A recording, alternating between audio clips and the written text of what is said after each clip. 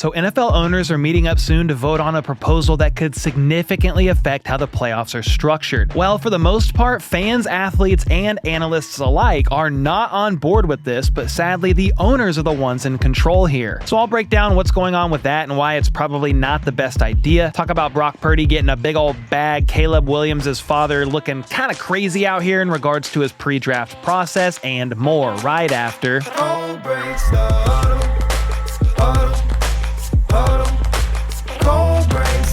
Alright, first up, Patriots defensive tackle Christian Barmore is finally making his long-awaited return to the football field. He was diagnosed with blood clots last July and missed the first 10 games of the season before returning in Week 11.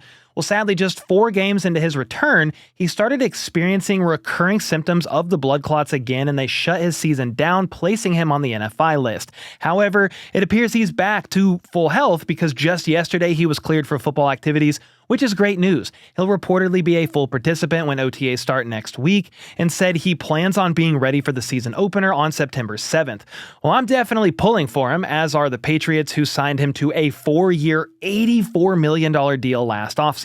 He's still just 25 years old after all, and they have high hopes that he can be a pillar on the defense. I mean, I'm rooting for the guy as well. As a Chiefs fan, I remember the story of Trey Smith. He fell in the draft and was able to overcome those blood clots and become the player that the Chiefs believed he could be, so I'm actually hoping the same here for Barmore. And if he can stay healthy, pairing him next to Milton Williams would be pretty nasty. They just inked Williams to a huge 4-year, $104 million deal in free agency, and with Mike Vrabel now at the helm, I'm honestly pretty excited to see what he can do with this defense. Next up, did you guys know Caleb Williams almost forced his way out of Chicago before they even drafted him?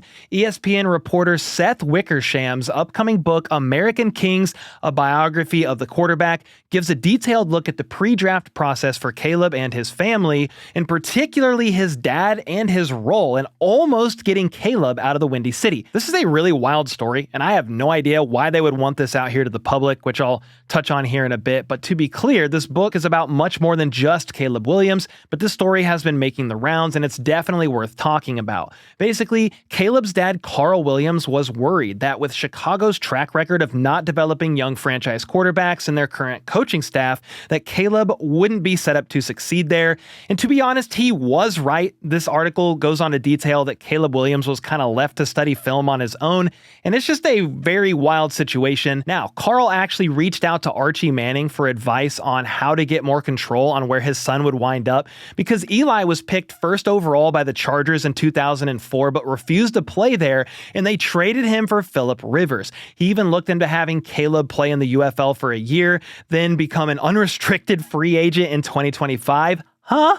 That's how badly he reportedly didn't want his son in Chicago. Now, what's even more wild about this is that during the 2024 Combine, Caleb had a meeting with the Minnesota Vikings and head coach Kevin O'Connell. The two reportedly hit it off, and Caleb told his dad, quote, "I need to go to the Vikings." Bears GM Ryan Poles told Caleb they were going to draft him no matter what, and since the Bears and Vikings are divisional rivals, there was zero chance Chicago was going to trade them the number 1 pick. So their only option from there was to publicly attack the city and make the whole situation ugly, but Caleb didn't want to do that. He went on a pre-draft visit with the Bears and started to believe that he could help them turn the franchise around.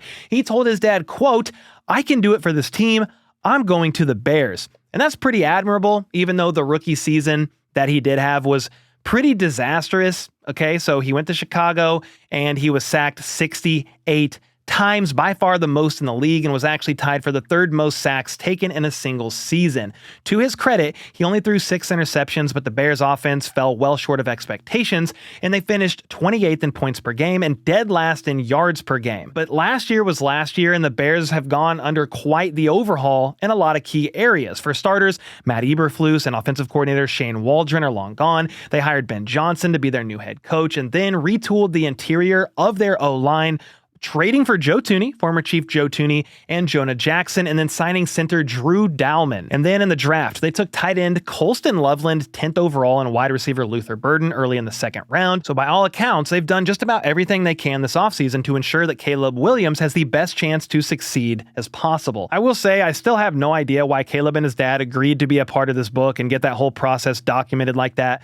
Maybe they didn't know to what extent this was going to go public. It's kind of a bad look on the outside, at least for his dad, but I am glad that Caleb was like, no, I'm going to go to the Bears. I'm not doing anything drastic. I'm going to go and give this organization all I got. And I'm much more excited for him heading into year 2 for sure. Definitely glad he stuck that out. I think, if anything, it paints his dad in more of a weird light, and wouldn't be surprised if Bears fans just don't care for his dad much at all. He kind of ripped on their city after all, but then again, if their son delivers them a Super Bowl, I'm sure all will be forgiven. Before that, though, Caleb just needs to focus on throwing for over 4,000 yards so we can finally see a Bears quarterback accomplish that.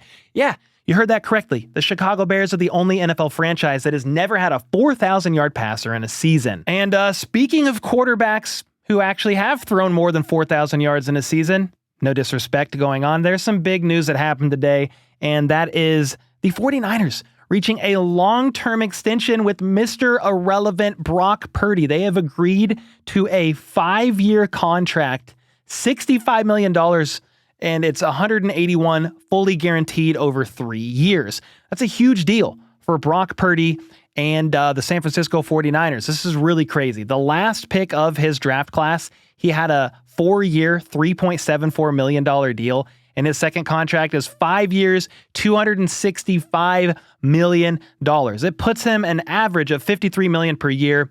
That's great. I think he deserves somewhere right around there. I wasn't sure if they would get him all the way up to $55 million per year, because I think he drops down from the tier of like elite quarterbacks. I understand that Dak Prescott is up on this list and he probably doesn't deserve $60 million per year, but whatever, it's the Cowboys, let them do their thing. But when you look at some of the top elite guys, Josh Allen, Joe Burrow, Patrick Mahomes is up there if you look at his actual cash guarantees over the next 3 years.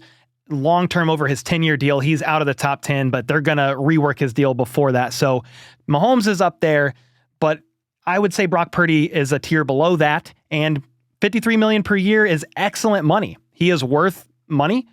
Just how much is going to be split depending on who you ask. Some are going to say this is overpay, but with the rising cap, the 49ers really needing to lock in a quarterback long-term, he has shown he can deliver. I think, yeah, he's had a lot of weapons around him. This year might be a bit more telling than others with Debo gone, Ayuk coming off of his injury. But I'm very happy for Brock Purdy at the end of the day. And this is super interesting. The $165 million guaranteed in the first 3 years of the deal. It's normally most of the guarantees through 2 years, over 2 years. So this is a great deal for him. And when you look at Brock Purdy and his numbers, he had a career year in 2023, 4,200 yards, 31 touchdowns to 11 interceptions. He did have a bit of a step back last year. You were dealing with injuries and other stuff, like CMC was out most of that season. Of course, Jordan Mason kind of balled out, but then Ayuk got injured. Debo was kind of taking a step back, in my opinion.